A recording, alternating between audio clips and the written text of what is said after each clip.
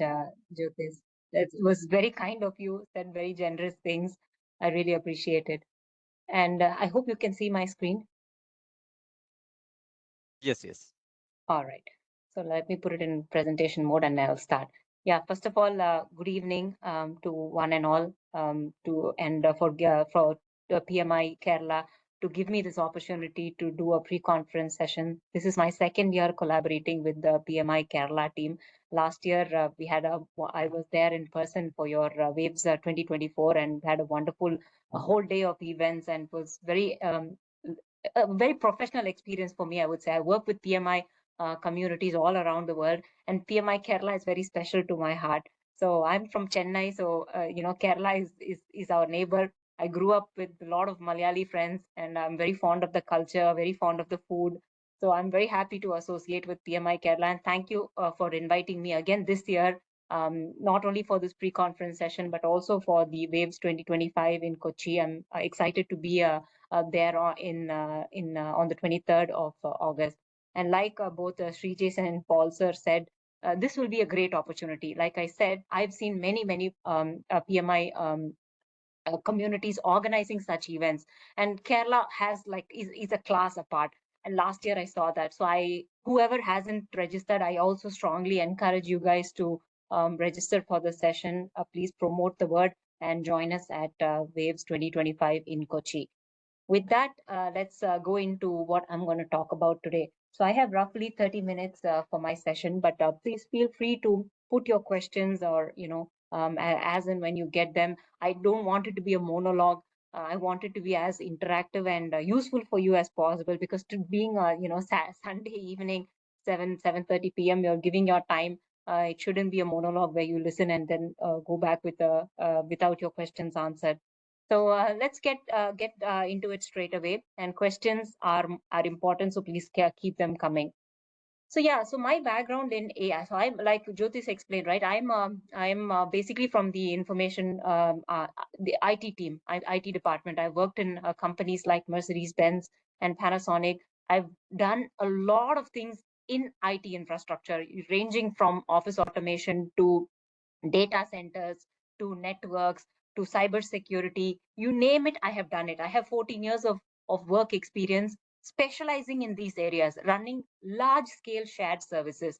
So that means I'm talking about in Mercedes Benz, I handled 25 Mercedes Benz companies, the IT infrastructure of 25 Mercedes Benz companies.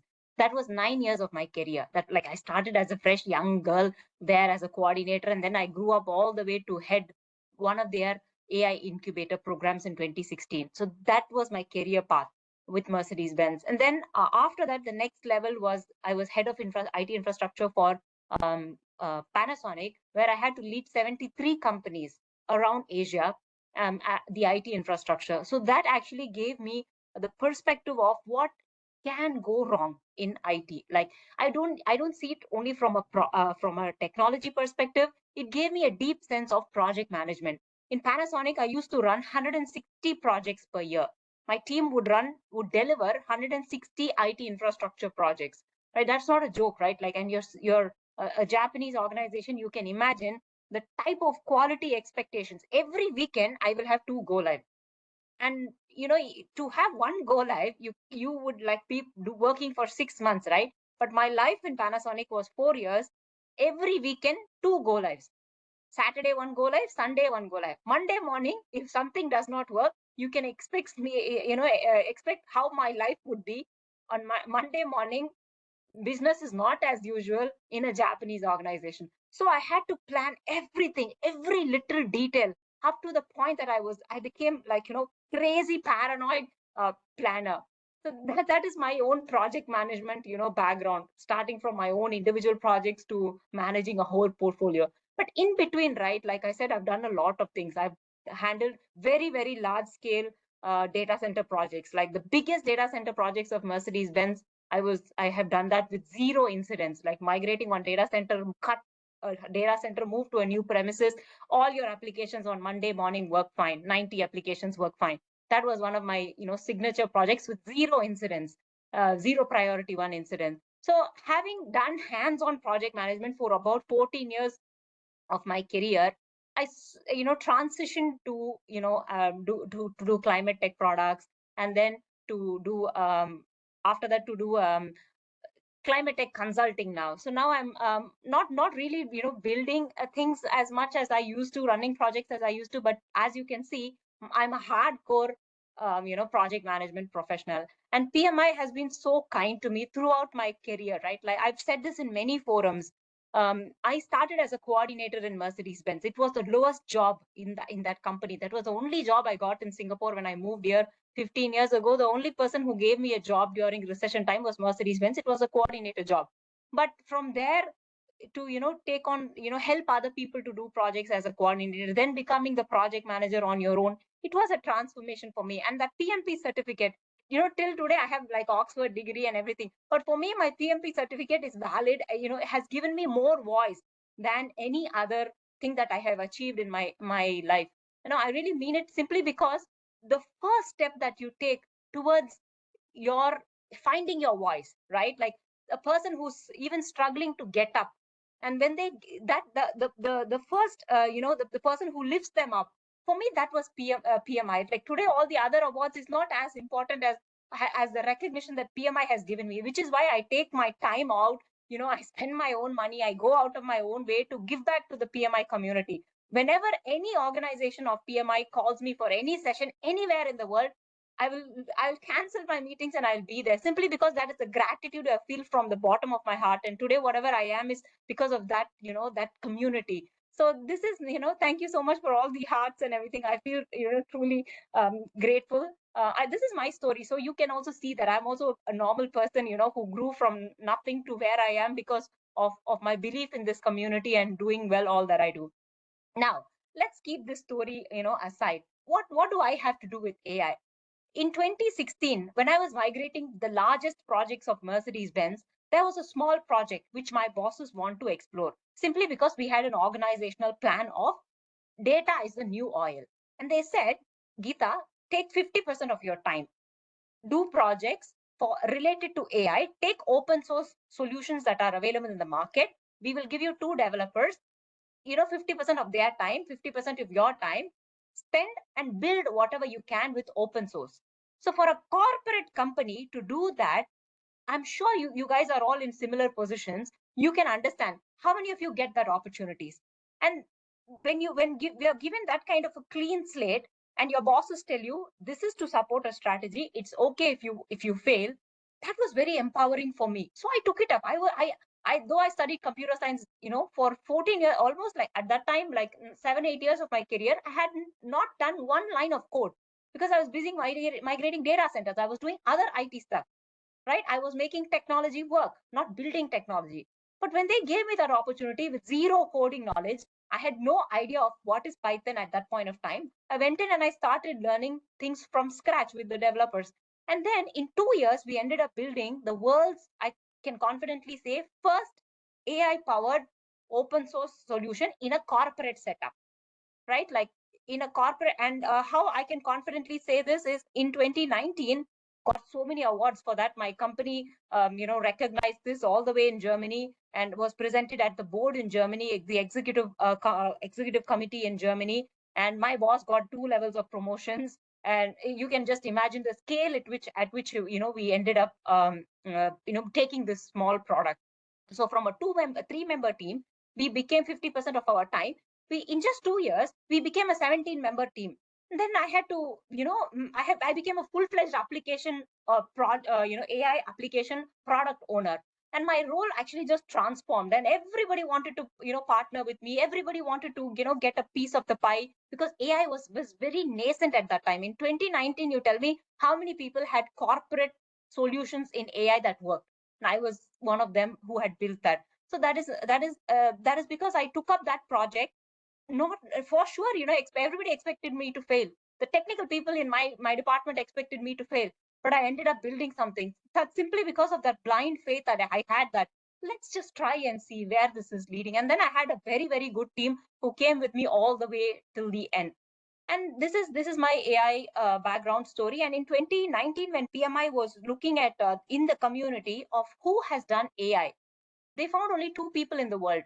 One was me, and the other one was a researcher from the University of Sao Paulo in Brazil, a guy. So the two of us, they interviewed for the PM Network magazine on AI. So as you can see, PMI's first ever article and interview was mine on the topic of AI. That was in 2019, and 2020 PMI very kindly recognized with me with the PMI thank you Future 50 award, and that, like, as you can see, it has transformed my career to another level. So this is my background on what I have done with AI. So you can, the chat GPT that you see today, in 7 8 years ago, I built it like scratch. Like, you can, like, literally, like, putting pieces of the puzzle together. We didn't have any such support system, and like, we literally, like, most of it was like literally copy paste, touch ups and everything, but we made it work. Today I'm amazed to see that I moved on after that to Panasonic, right? My job scope changed, so I kind of went away from AI as a builder, but more as a user. Amazed to see at where AI has come in this, in this, like, 5 6 years of me walking away from that. So yeah, that's my relevance with AI. So what I'm going to do today is, I'm sure every day, day in day out, you guys like hear presentation materials on AI. So I won't take too much of time to tell you what you can do or you cannot do. What I'm going to do is a very quick some case studies. I'll show you some tools which might be of use to you, both as an end user and as as from understanding the market perspective, and see where there is market is going, and then how can you get started, right? So I think my introduction took 15 minutes time, but I'll try to make the best out of the next 20 minutes or so. So yeah, as you can see, in your daily life, right? Like, there are like about 30 participants here. Can you raise your hand to tell me if you guys are already using AI in your everyday work? Not in your personal life, in your work.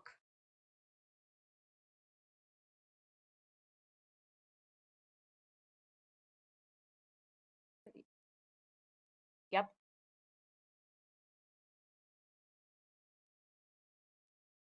Many of them, as we can see, who have raised their hands, are using AI, right? What do you use it for? Most likely for scheduling, for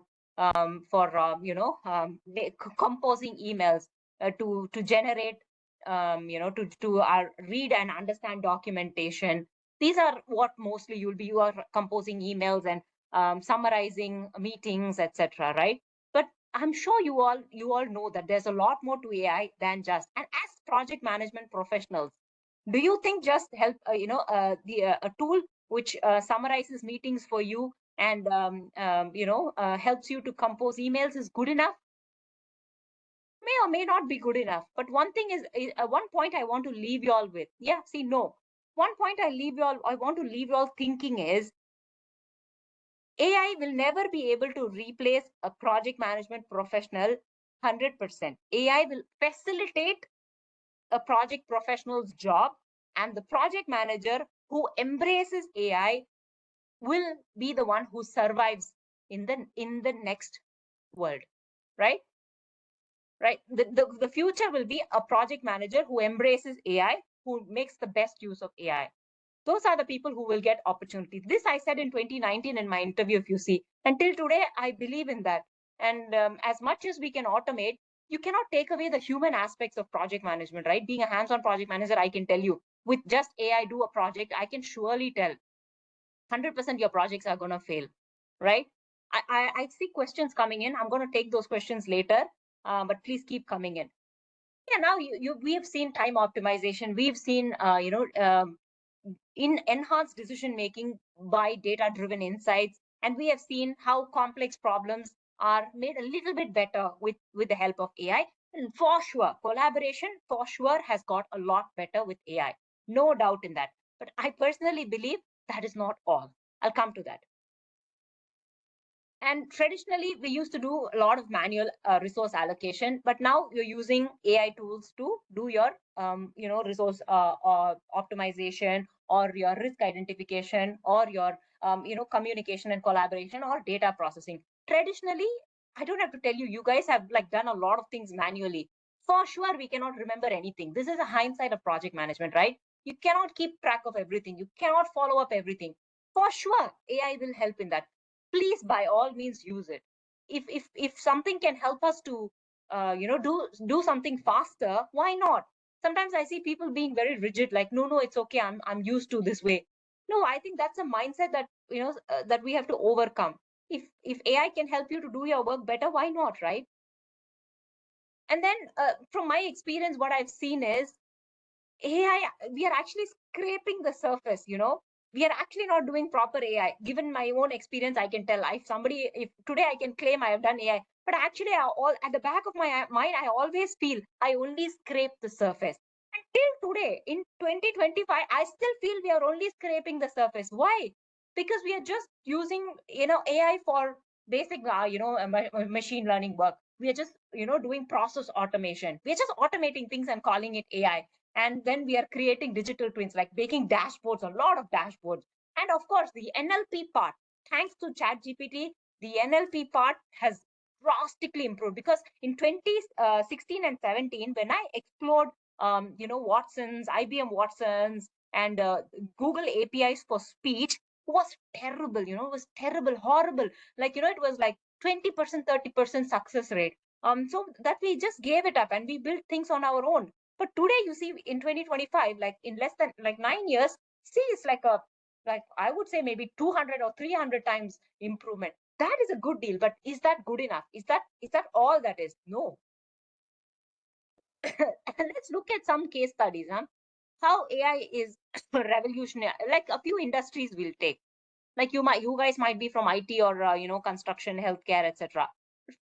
By far, in the project management profession, AI has been extensively used, I would say, in construction management. Why construction management? Because of scheduling, right? In construction, most of the risks in construction are delays. They are very subject to very high delay, failure rates, right? Because of the delays. There, for sure, AI and scheduling has helped. According to a study, including AI scheduling in construction has reduced up to 25% reduction in delay. This is just a study, right? But the actual situation is a lot more. This is my feedback to people in the construction industry, people who do a lot of scheduling. There are several tools. I will be showing a few later on. There are several tools. Kindly rely on them when compared to traditional scheduling. Please make use of these AI scheduling tools that I will show in the next slides. And in terms of compliance, safety and compliance, and because in construction, safety is a big deal, right? Hazards.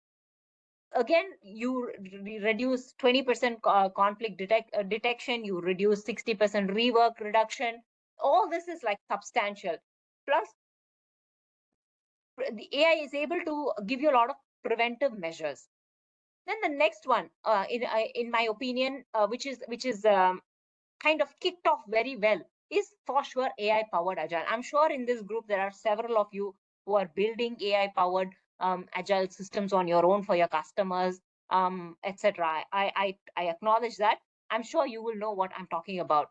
Like now, how your backlog prioritization has become more efficient. If any of you are there who is already using that or building this, please give a thumbs up so we can see that you guys are doing it already, right? If not, for those who are not exposed to this, all your kanbans that you see now, your project planning tools, even Microsoft Project for that matter, is AI powered, right? So we don't have to look outside and build extensive tools. There are several of them that are already we are in our everyday suites, our software suites, that are inbuilt AI powered. Just try and use them. You don't need to really pay $50 a month to buy new tools and use. Your Copilot has a lot of AI powered functionalities, etc. And for sure, there is a 30% productivity boost when you're using AI driven backlog prioritization or your Kanbans and your task management. This is specifically for project management. And then, no, needless to say, there are several, SDLC, AI powered SDLC options which help you to take care of your SDLC cycle. And for me, right, the most important thing, I believe, which AI can do is in healthcare. Like, we waste a lot of money in AI research on unnecessary things, if you ask me. where AI needs to be actually used is healthcare. I'm a strong proponent of AI for healthcare.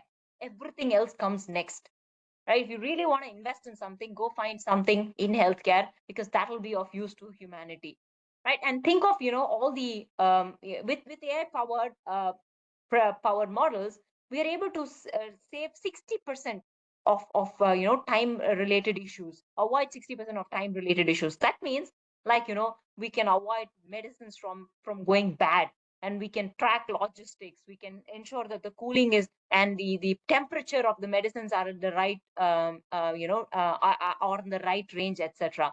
And all this is vital, isn't it? That's just like the first level. Like, think of AI for surgery, AI for detection of diseases, AI for anomalies, AI for ensuring that they don't do the wrong predictions. That, I think, is something that humanity needs to look into. And if you guys have the opportunity to do these kinds of projects, you must pursue them. Is my advice for the next generation. And yeah, then let's go and have a look at some of the live demonstration, actually, because this is if it was a in-person session, I could have showed a little bit, but I'm just going to show some slides, though I've called it a demo. So what I'm going to do is, yeah, before we go into it, how many of you guys know PMI Infinity?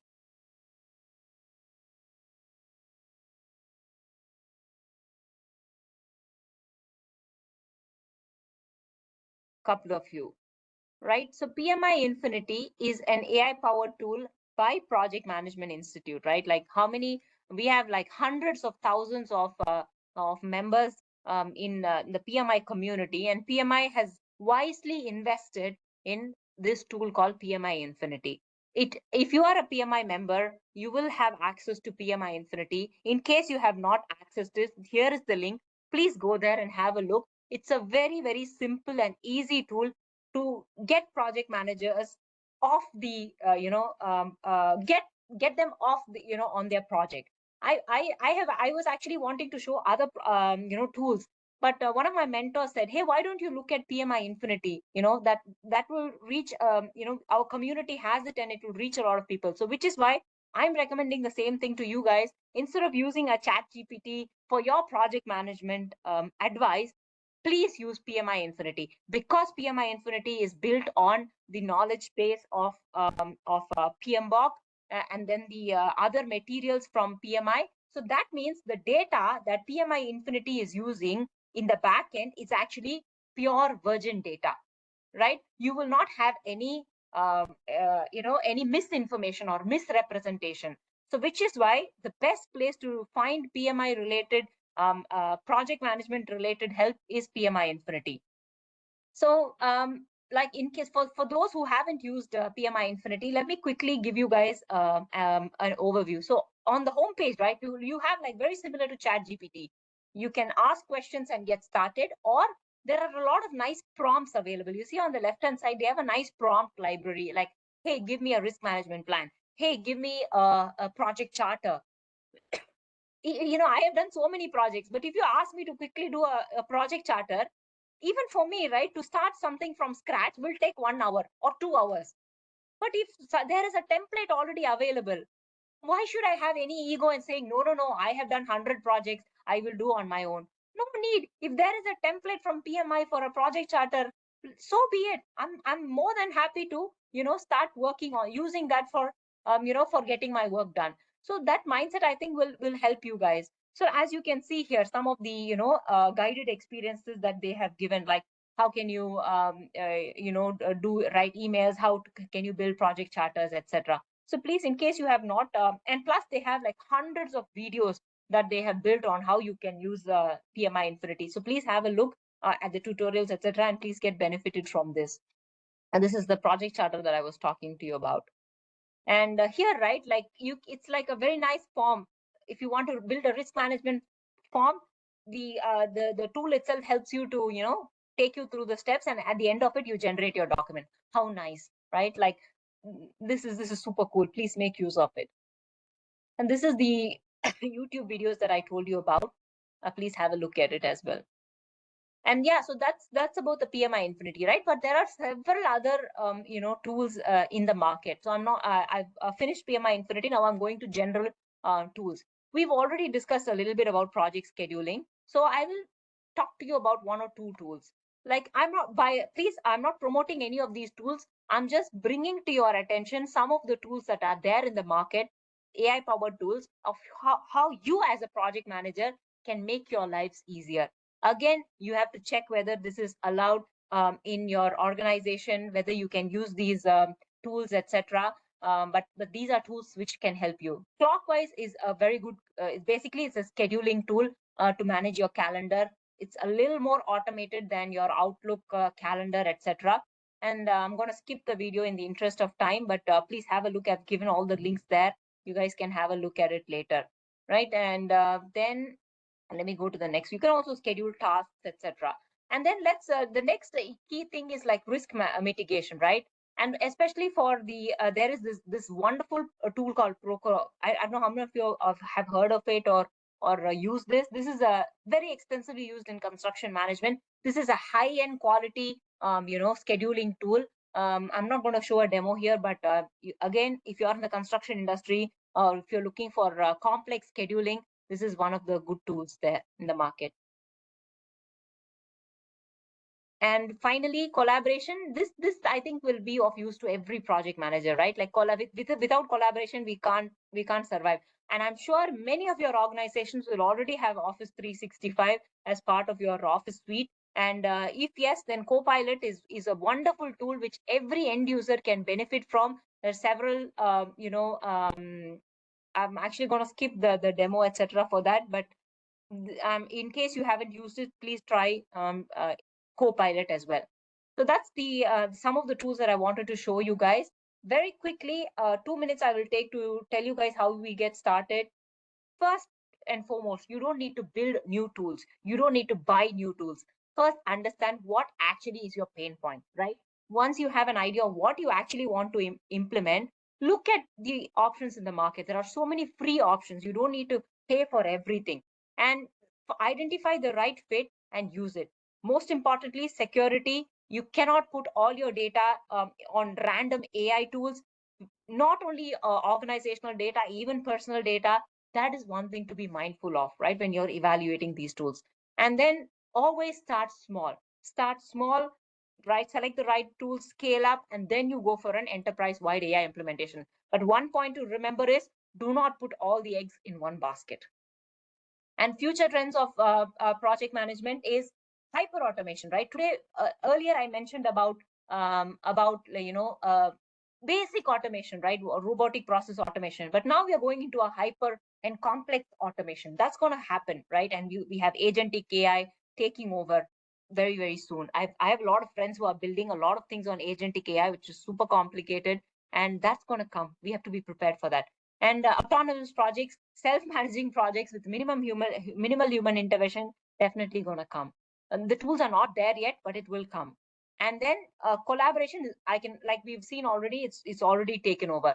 Last point, but most importantly, how do you ensure fair practices, right? We can have a whole session on ethical AI.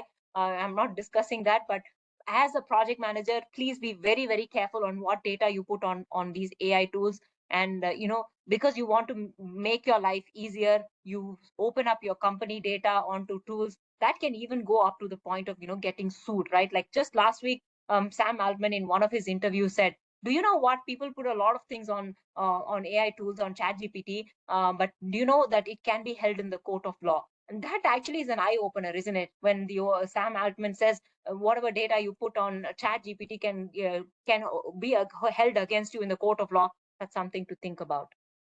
And yeah, finally, I hope you guys got an idea of what I'm trying to say, like how the power, not just the transformative power of AI, but you have to find the right practical implementations, right? The find end, the easy access or the entry to it, and be future ready. Because without AI, I'm sure project management professionals will not be able to go to the next level because the world is catching up very, very fast.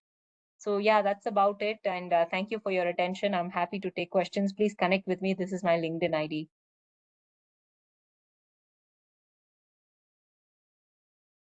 So Jyotish, we'll take questions now. Yeah. Sure. Yeah, we can take questions now. There are some questions in the chat box. Let me quickly get those for you. Yeah. Um, right. So, okay. So one is from Jisha Joseph asking regarding use of AI. There are client restrictions and security concerns. How do you manage that?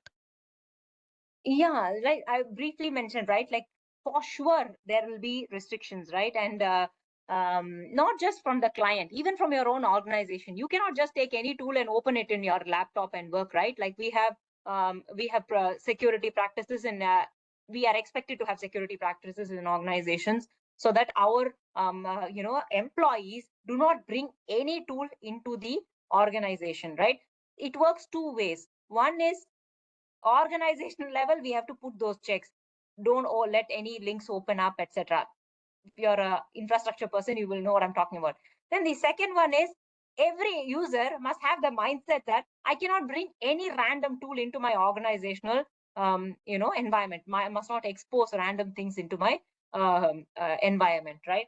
So these the two ways of seeing this. But specifically to answer that question, how do you manage security concerns in using AI, especially when clients are giving restrictions? You have to be very careful here, because when the client says you cannot bring your data to AI, there is no argument from there. If I was in your were in your situation and the client tells me please do not expose to any AI, that's a dead end for me, because I will not be able to, I should not do what the client does not want me to do. So one way of handling it is to have reasonable negotiations with the client to say that, hey, this is the organizational protocols we have for security. These are the certified AI tools we have in our organization. This is the data of yours that we are going to expose there. So this is a non confidential information according to classification. So yeah, I hope you are okay for me to bring the data there. If you have that kind of consensus, why not? Right? And even if then the client is unreasonable, etc., for whatever reason, you should not do it. Find other ways to do it. Find the traditional way. What else can we do? Got it. Yeah, Yeah. Jisha here. Yeah. Please go ahead, Jisha. Yeah, so Gita, what I wanted to add here is we can make sure that it is a pointer in the SOW where we sign. That time, like we can list out the AIs Yeah, that we can use, because brilliant. there was a major concern that was raised by one of my client. They restricted developers, project managers, everybody from using AI tools, because they thought that their information is getting exposed. No, So they it's don't want fair, right? Like I'm yeah. sure we all have to understand that that is true. No, but you rightly said, put it in the scope of work, put it in the disclaimer, and so you're safe. Yeah. Thank you. Thank you. Jisha, do you want to go with the next question? I mean, you had another question over here. No, that was a basic question. Delivery management and project management, that is a thin line. So people actually club both. Some of the organizations have delivery management as a separate vertical and project management as separate vertical. But what I usually see in the meetings or in the organizational collaborations, they mix it up. So I think PMI is the right, the right authority to like differentiate that and keep that universal differentiation. So when you actually club delivery and project management, it is hectic for a project manager to handle it.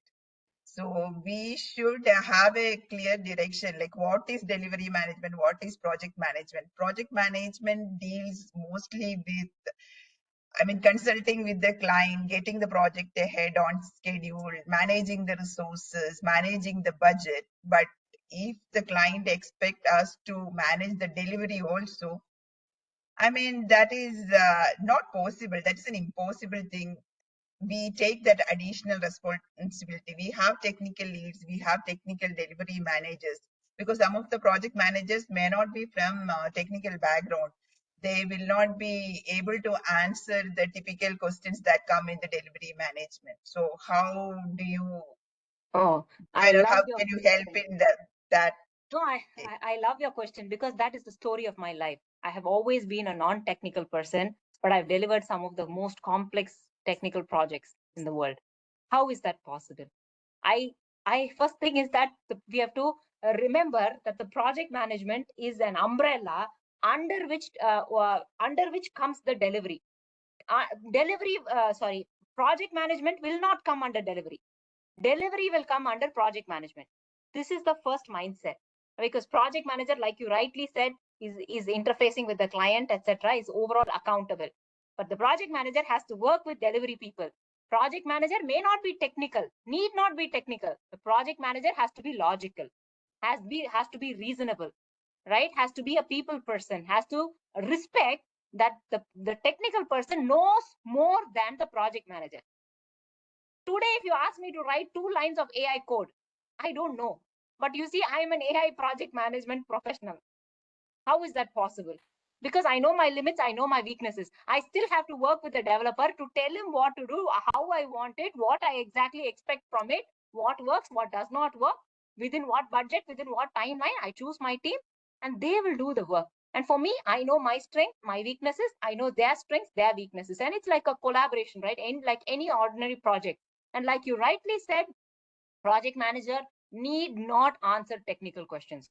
Project manager is an accountable person to answer accountability related questions.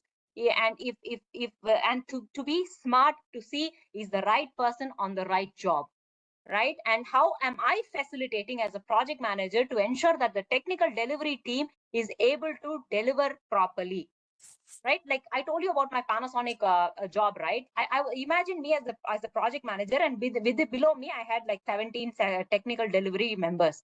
They're all technical project managers. I was the overall program head, right? And tonight we will have like one, network transformation for Panasonic Malaysia factory. Next day we will have Panasonic Australia, one end user security related rollout. Another group of technical people.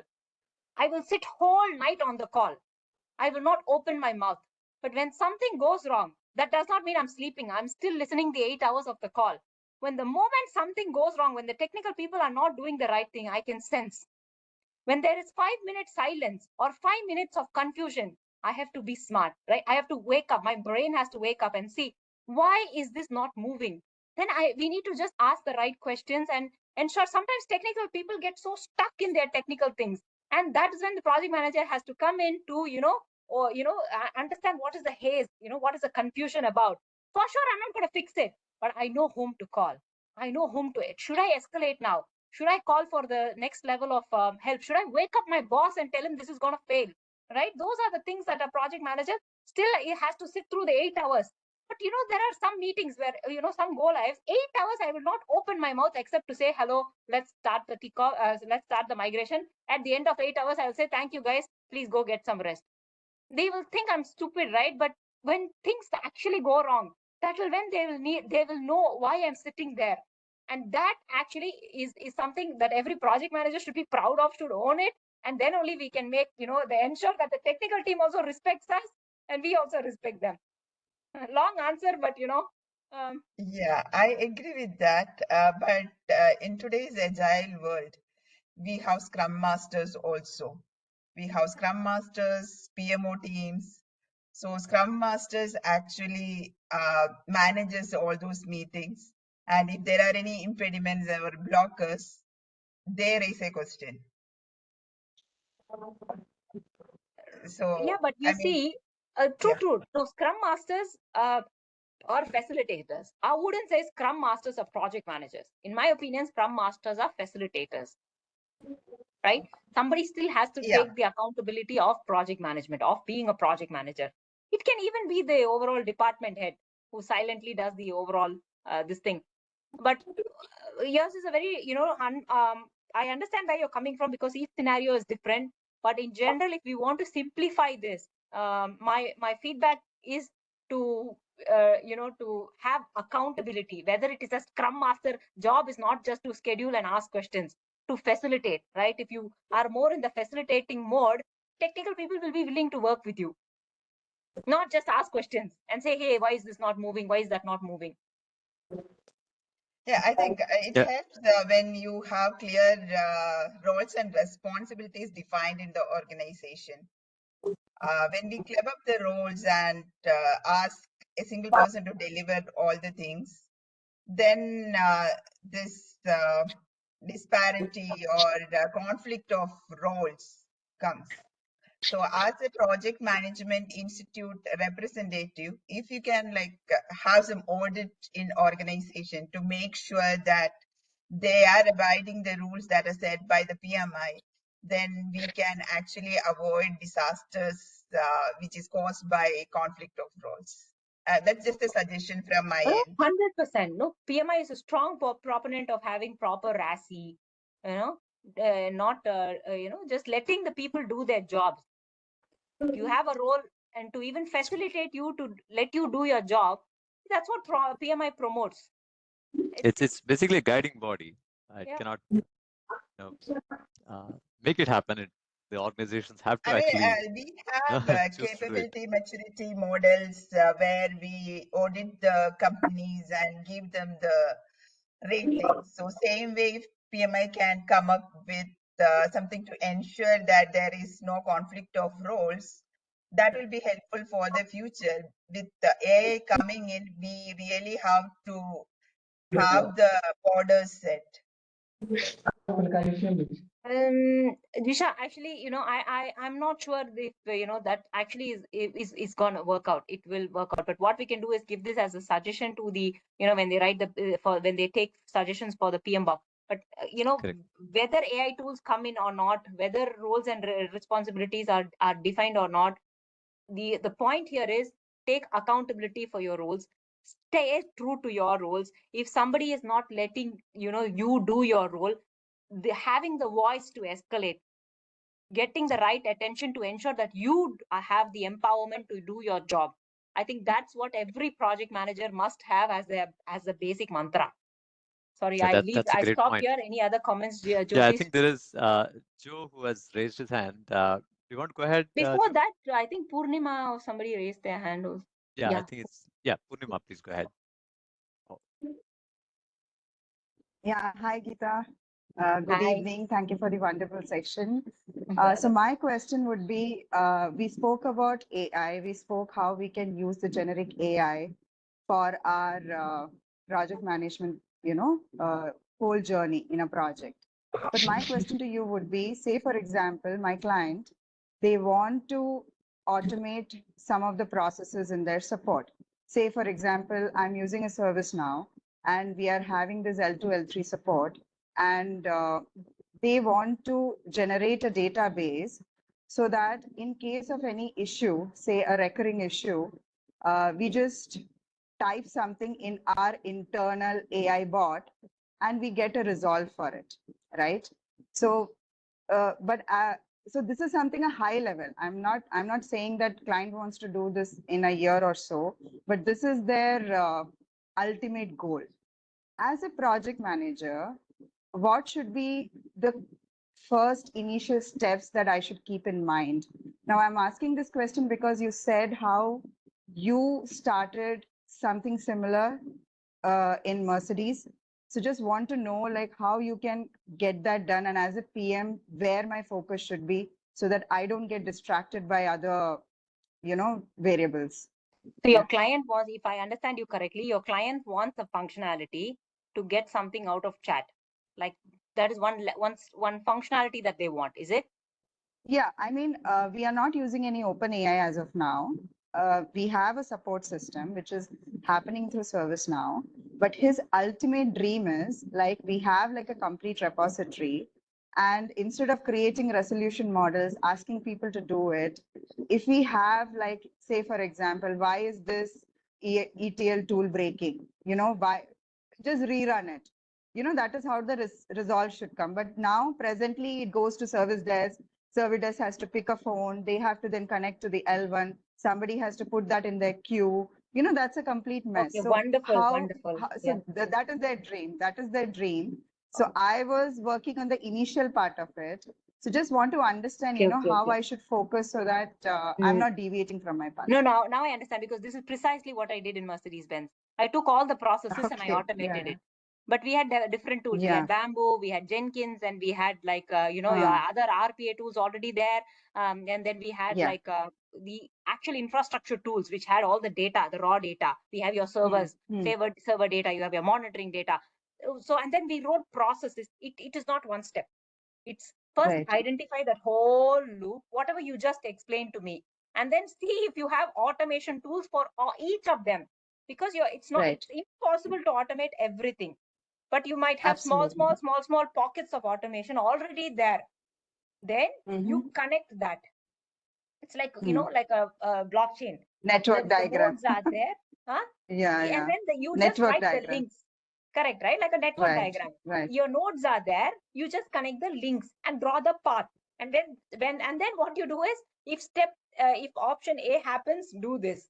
Go through this path. Option B happens, go through this path. Right? And then instead of calling service desk, just ensure if A, B, C things are met. If met, raise a ticket to get it done. If not met, escalate it. Trigger a monitoring alert. So again, maybe we can have a separate conversation. You please reach out to me offline. We can, Sure, I can Geeta. advise you on how, understand your tools better, and, maybe draw a workflow for you.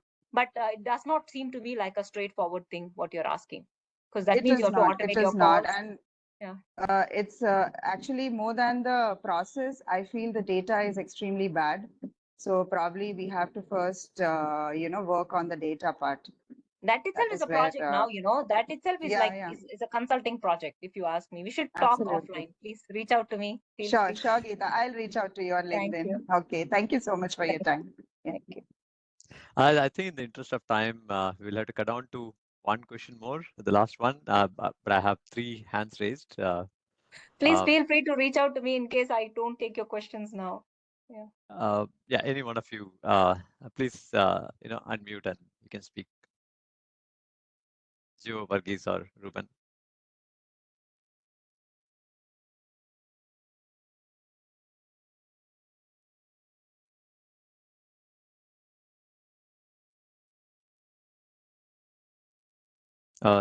Joe, I see you unmuted, but I we're not able to think hear Joe you. was the first one to raise. Maybe we Yeah, give yeah. it to Joe. Hello, can We are you not hear able me? to hear you. Yes, now yes. Yeah, We are able to hi. hear you. I was just going to say, the session was wonderful. Geeta, and very impressive career. Thank you so much. And, we couldn't have asked for a better session on a Sunday evening. But, so, very impressed with what you've done, because I've done some dabbling with AI, but we'd like to connect offline with you.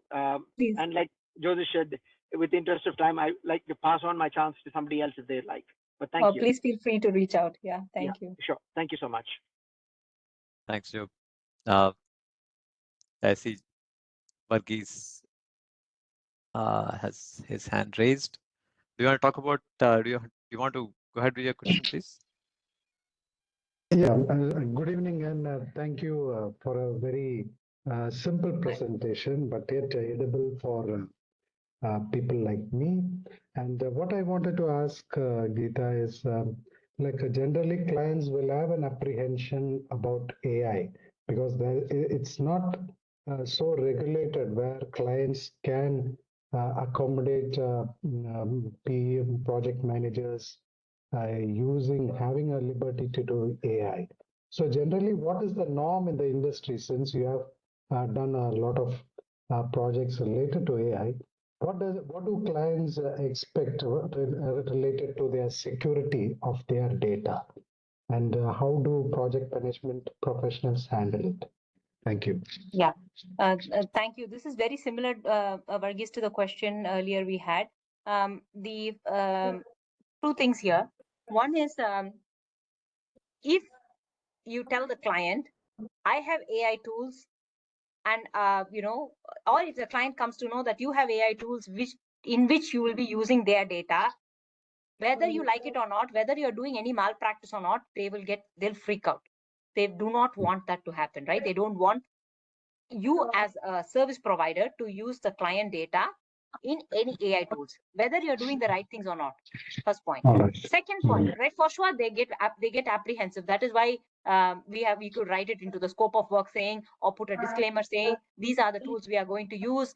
Even before we sign, so it's like written in black and white that these are the tools we are going to use, and this is the data of yours which we will be exposing to AI tools. If they have a concern, you address it right at the beginning. Or the client might say, hey, I don't want you to use these AI tools, but I'm okay for you to use those AI tools because it's accepted in my organization. That could happen. So open communication is the first thing. Second thing is, another thing I've seen is, if you propose an AI, the client will not accept. But what if the client has a need, right? Hey, build this tool for me. If an AI tool is able to do something, the same thing that the client is asking at half the price, at maybe 50% more for efficiency, for sure the client will go for that. So what's in it for them? That's the second aspect, right? And you as project managers, it's more than project management here, right? You're studying the market, you're studying the client needs and proposing solutions and projects that will be of interest and benefit to the client.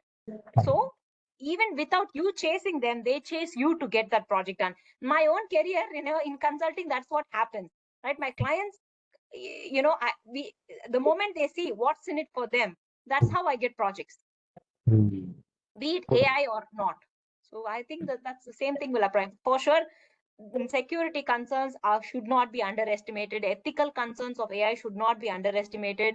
And as project managers, it is very, very important, because we don't want to get into legal troubles. It is important for us to inform, whether the technical team informs the client or not. Project managers should put all kinds of disclaimers saying these are the AI tools we are going to use in your project. If you have any concerns, please give us alternate tools and we will use it. Maybe, instead of quoting you $100,000, I'll be quoting you $200,000. But unfortunately, that is how it is. Thank you so much. Thank you. Thank you.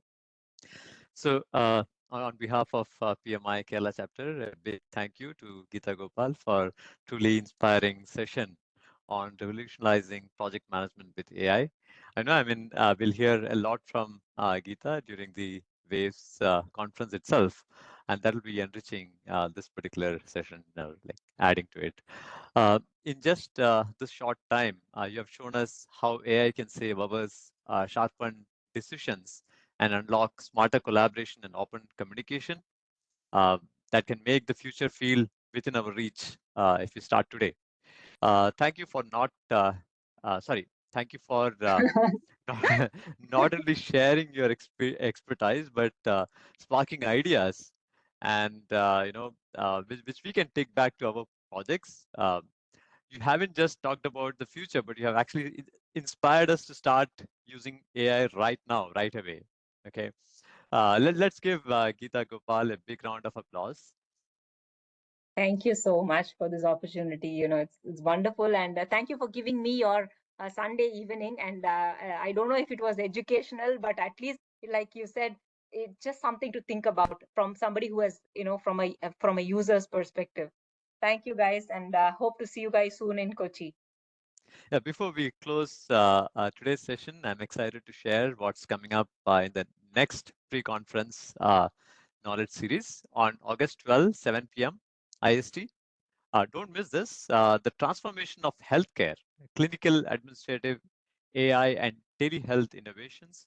I know Geeta just spoke about using AI for healthcare. So I think this is going to be a very good session back to back then. With PMI thought leader and global recognized expert in project and program management and leadership, Dave Davis.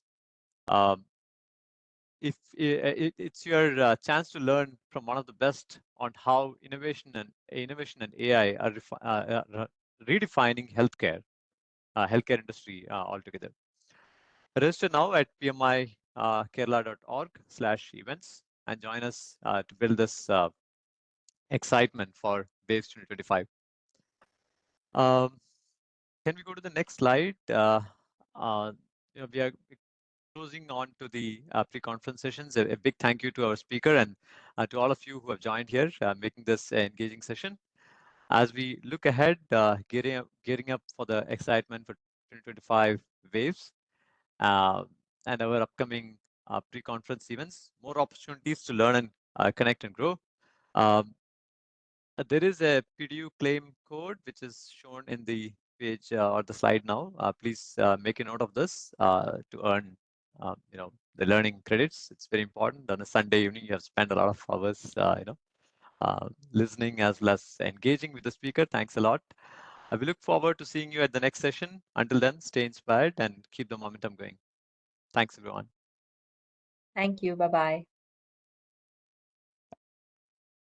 Thank you. Bye. Thank you.